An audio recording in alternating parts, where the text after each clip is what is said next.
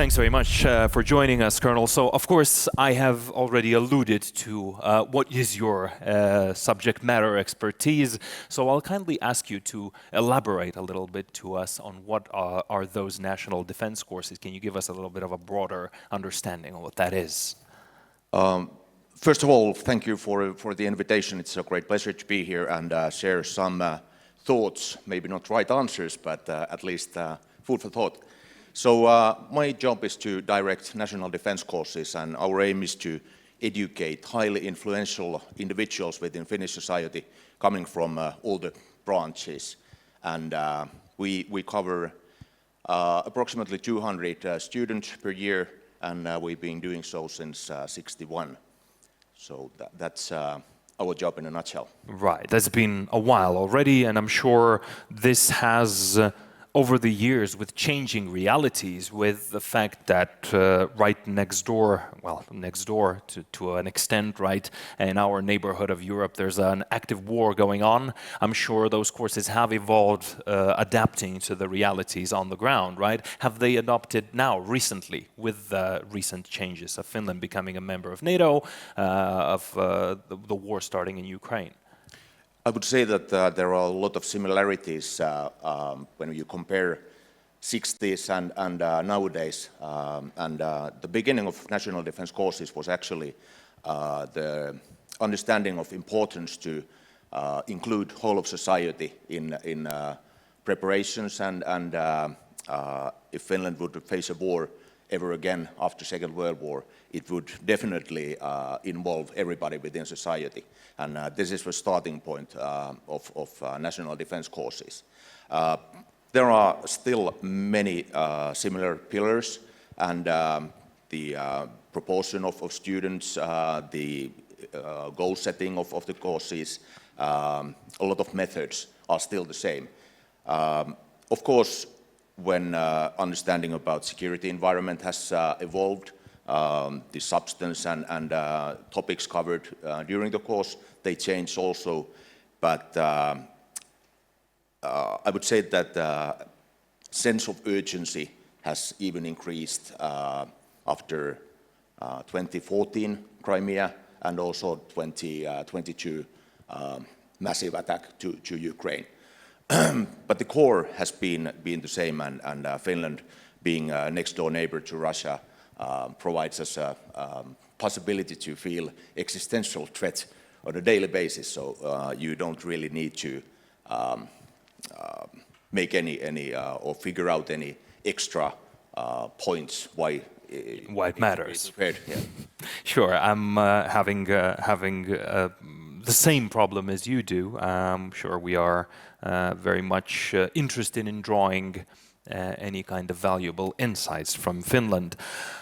Participants to the courses come not only from the military, as I understand, but also from business, media, infrastructure, education, civil society, you name it, all walks of life, really. Why is it so important that defense knowledge is shared beyond a broader group in society than just the military? Yeah, society includes all those mentioned sectors, and it's definitely not only about military. And as I mentioned earlier, if Finland would face a severe crisis or even war, it would call participation and contribution from all parts of society. Only 5% of our course participants are actually from military. Majority of participants come from parliament, media, several institutions, and of course, very importantly, 1/3 comes from business world and private sector, which is actually the sector which keeps our society running. Right, and one of the striking features of the Finnish system is the clarity of responsibility. How do the courses ensure that leaders from different sectors understand exactly what their role would be in a crisis? I would say that when people come to the course, they already know their own responsibilities. But the biggest added value is that they get a broad picture, and people tend to get a little bit astonished that there are so many actors within this network. They haven't even heard before, and that very mixed, large network facilitates also a very fruitful discussions during the courses, because there are so many relevant players in the same classroom sharing their thoughts. And not a day goes by that myself, being in a position almost for 2 years, on a daily basis, there's at least 1 or 2 comments which astonish me as well. That, yeah, good point. Never thought of that. I would imagine having people from different areas of expertise, even for you, is always like, oh yes, that's interesting. I never thought of that, right? There's probably expertise to draw you becoming a pupil rather than a teacher at some point, right? Having people from different different areas. You could say so. And of course, for participants, it's a fruitful environment as well, and safe environment within Chatham House rules.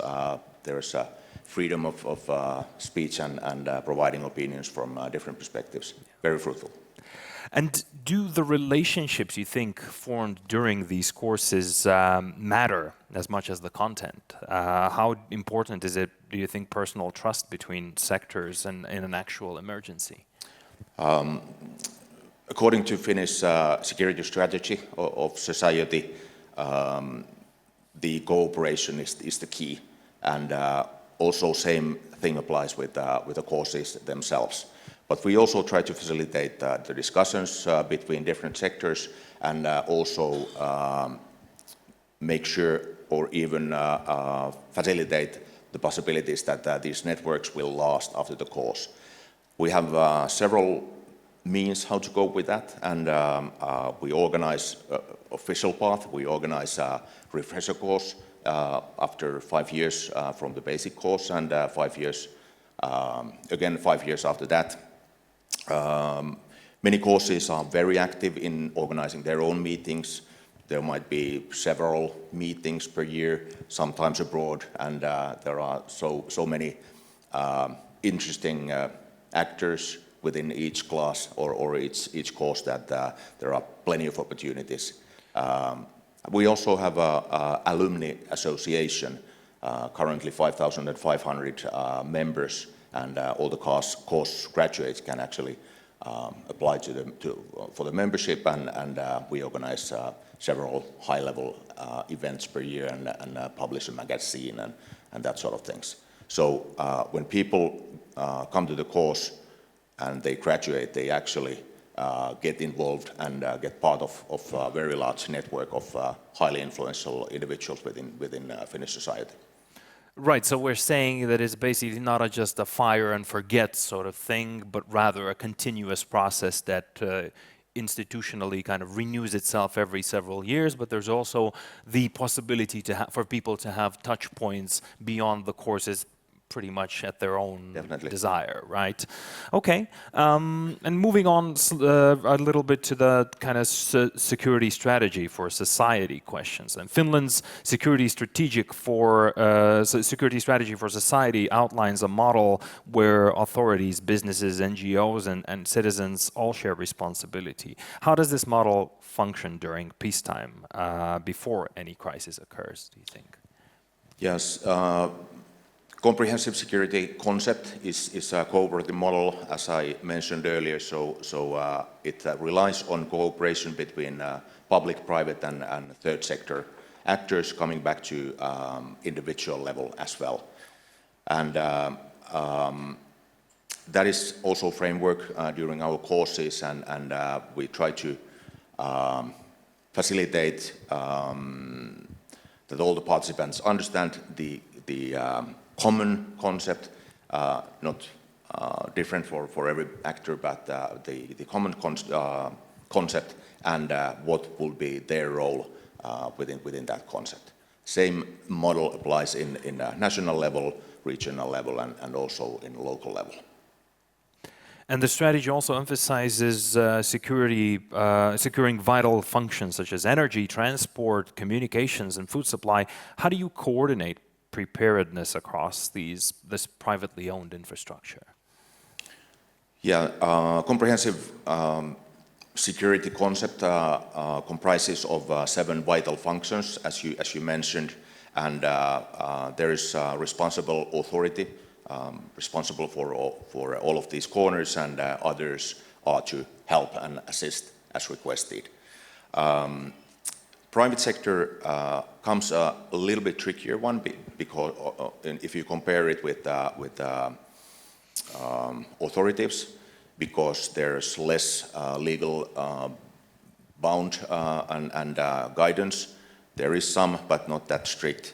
But we have an organization called National Emergency Supply Agency, which is responsible for maintaining a network of critical infrastructures and supply chains and that sort of things.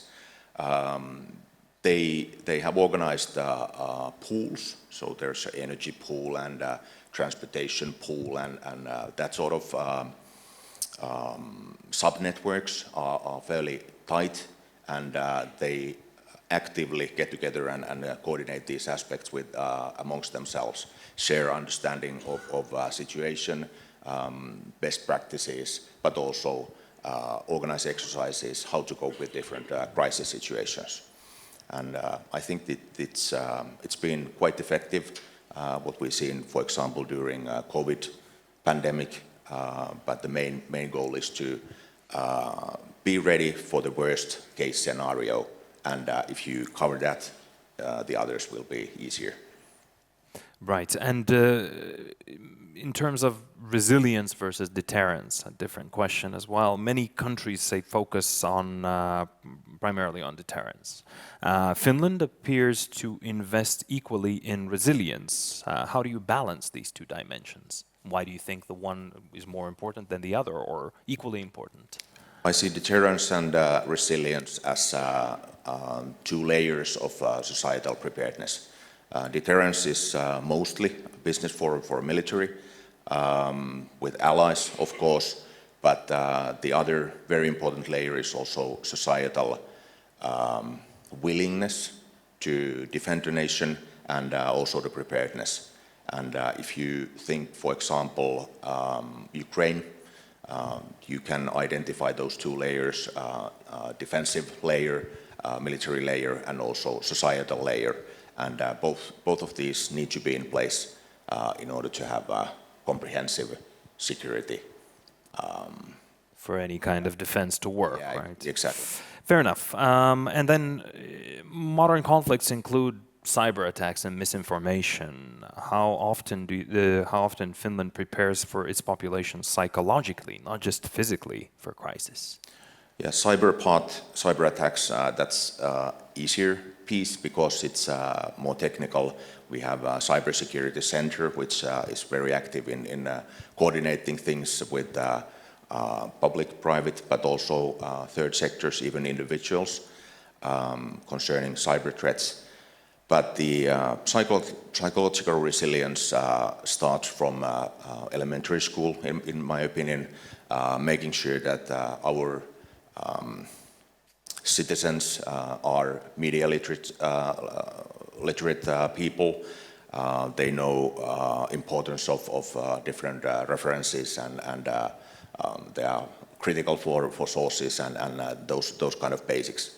We also need to have reliable media, not in opinion of media, but from opinion of people. And public broadcasting company, for example, very important piece in this. All right. And how often are cross-sector crisis simulations conducted? What have been most important lessons learned from them, do you think? Yeah, exercise was already mentioned during a previous panel. We really rely on exercising and see the great importance in training and exercising. There are all the time different level of cross-functional exercises and simulations ongoing within these mentioned critical infrastructure pools and governmental level and ministries, defense forces, of course. So an exercise or simulation can take place as a tabletop exercise with 2 or 3 or 4 people, or they can be large-scale exercises with all the equipment and testing of any preparation plans and that sort of things. I think it's not really worth exercising the things you don't have in place yet. But every good exercise provides you lessons learned that there are some open spaces or blank spots you need to cover. And in the end of fruitful exercise, you have identified what you need to do in order to be better prepared, not only for your own organization, but also with the larger network and other actors. I kind of know the answer to the next question, but if you could voice over your perspective. I think preparedness obviously fades if there's no actual threat. We keep saying, like you say, there's over 1,000 kilometers worth of border with Russia, right? And you exercise, but then the threat kind of feels distant if nothing ever happens, right? And how do you maintain seriousness of the exercise without creating a sense of fear? Yeah, you were quite right with your pre-answer. It starts with R, but there are of course other types of crises, pandemic and like COVID, environmental things and hybrid influence and that sort of things. But there has been some level of change over last decades, for example, during national defense courses, but all the time there has been a great understanding of importance in maintaining the security within society, and because there's always a possibility that we might get attacked, so we need to be prepared for that, even if it's not the likeliest opportunity or a possibility in a short term. But there's been a very interesting peak of Finnish population and will to defend. We have an annual poll, and according to that, 80% of Finnish population is willing to defend the nation with arms, even if the end state will be unclear, and that has maintained fairly similar consistent over the decades. Which is very interesting, and it kind of brings me nicely to the next question. You and I are people born during the Cold War years, right? How do you ensure interest of a person who was born in 2000? Mind you, they are 26 years old today. So is there any particular, because obviously generations don't feel the threat in the same way, right? The older generation still remembers, right? Whereas the younger generation doesn't have real life examples to kind of draw upon. How does this affect the national defense mindset? According to polls, there is no big difference between age groups. So younger generation is also willing to contribute to common security. In Finland, we have general conscription, meaning that 70% of male population completes their conscript service before they turn 30. I think that's also, besides that they are trained as wartime units, that is very important factor in integrating these individuals within society, feeling being part of something bigger than themselves. And as I have discussed with the younger generation, own children, and it has been very positive outcome. So those younger people are very dedicated in defending the nation as well. That's great. And then one more question, as I realize, as Commissioner Kubilius said, I'm owning the clock here. I'm looking at the watch. So I only did a rapid fire kind of questions instead of diving deep into any of them. And I'm sure I'll just use the opportunity to also encourage the audience to approach Colonel Kosonen to ask a question during networking sessions at a later stage, but just kind of personalized question, so to speak. After the multiple years in defense leadership, what gives you the most confidence about Finland's readiness, and what keeps you awake at night? Yeah, I think all the discussions with conscripts, reservists, whoever Finn I meet and have a possibility to discuss, they feel that they are part of nation, the national identity and national independence is worth defending for, and they are committed to do so. What keeps me awake, of course, those 1,340 kilometers, sometimes because it's not only up to us where we'll end, but it's our responsibility to be prepared. And just one more thought, that feeling part of being part of something bigger is also relevant in an organizational level, and it's important to remember that people actually maintain and do things, and without people's contribution, it's very hard to. Tanks and trains are merely steel without people. Exactly. Excellent. Well, thank you very much, Colonel Kosonen. It was a pleasure.